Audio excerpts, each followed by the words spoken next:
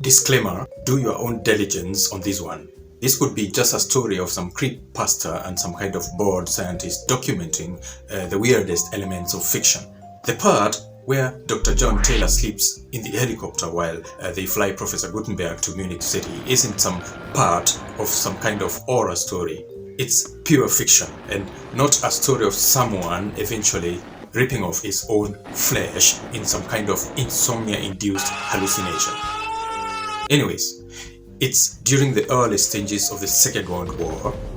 A Russian researcher enters the room where he expects to see the test subjects alive and well. Instead, he witnesses absolute pandemonium. He hears screams that are so loud, and before him is a body that has been torn apart. The survivors themselves have chunks of flesh ripped off their arms and legs. The flesh on their fingers look as though it has been peeled off by a croc. Legs are sheared off skin, some kind of inferno of madness or something. Then the researcher thinks maybe the food they gave them was bad, but he doubts his school of thought. This is a story of the Russian sleep experiment.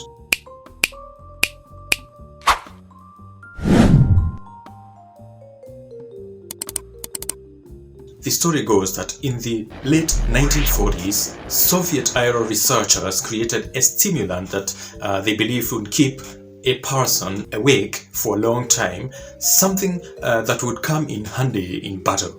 During the Second World War, the Germans seemed to have their version of such a stimulant, and which was some kind of methamphetamine version called Pervitin. Now the Americans had theirs that could only be comparable to the modern version of speed, so the Soviet Union felt left behind and wanted to up the ante. Tell you what, the longest time I have heard someone stay awake was 11 days. It did wreak havoc on his mental state, alright, but it did not induce self-cannibalism, but it almost ended in his death due to cardiovascular system almost diving out. Fortunately, he made a swift recovery in the OR. So this had me thinking, could the story that I'm about to tell you be one of the scariest and creepy ones you've ever heard? Well, as I said, the Soviets, the Russian that is, were looking to up the ante. If you have heard about the moon landing and read much about the atomic bomb, then you know how competitive the Soviet Union could be. The current Ukraine-Russian war notwithstanding. Welcome to my channel. This is yours truly, Victor, the author of the File Soldier series of novels. So all in all, the Russians set up a test area where 5 subjects stayed. It was a sealed environment where researchers could release their version of stimulant in gas form and check if the levels of oxygen were okay. Each of the subjects was provided with dry food, a bed, with no bedding, running water and toilet. Then the researchers listened to the subjects through a mic, and there were cameras through which they could observe behavioral changes on the test subjects. The scene is set, and the 5 subjects appear to be in good spirits for the first 3 days. But remember, the gas is doing its job, and the researchers are pleased about that.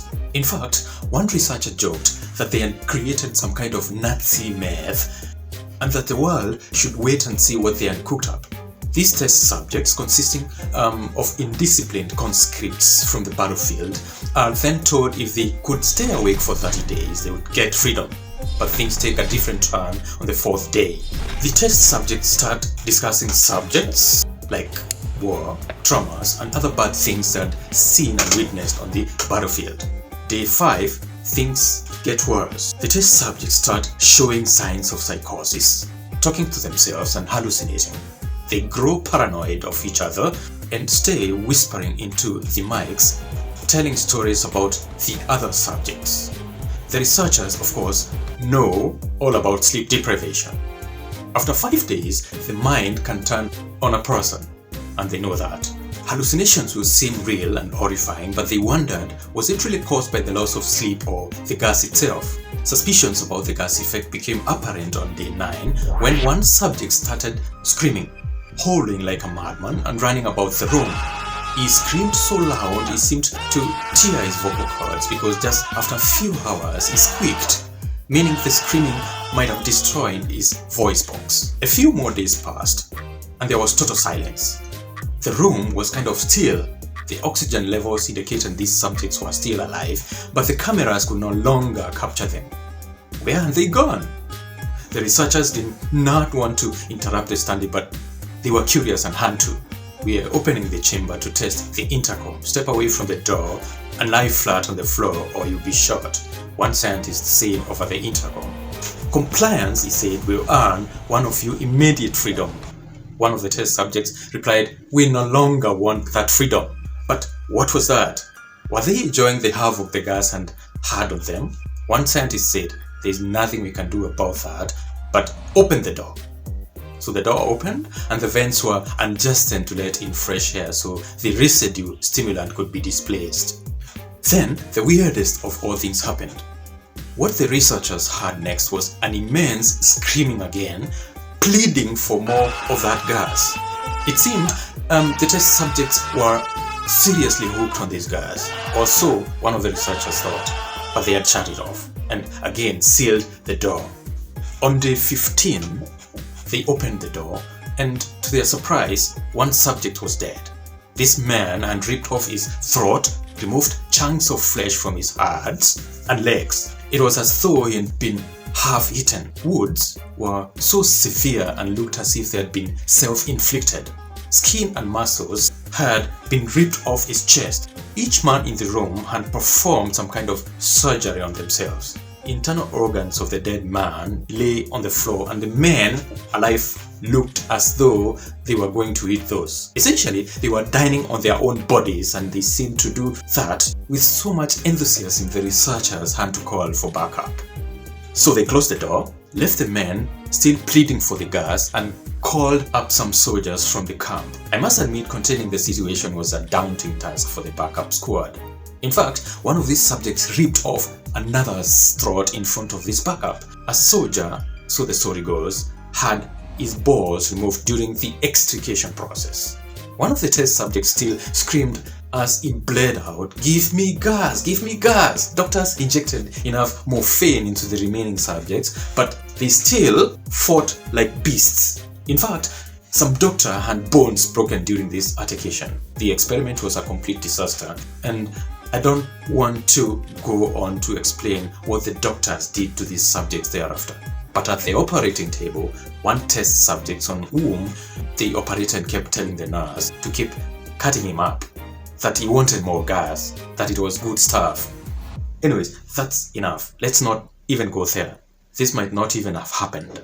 I know it's creepy, but try not to think about it so much. All that I can say is that sleep is good. In fact, you'll notice that Dr. John Taylor slumbers during the helicopter flight to Max Vorstadt. So allow me to proceed.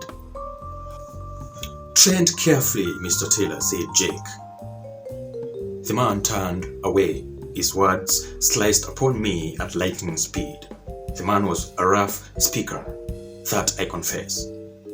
On my inquiring of him what disposition that required my treading carefully, he replied with a mischievous glow in his face. "A battlefield is not a depression of emotion or replenishment. Get that into your head, sir." I spoke to no one in the helicopter for almost 10 minutes. Not because I was afraid, no. It was because I forestalled my response in foundations of cultivated superiority to wisdom and patience. This was no child's play. An extrasensory mind had engaged.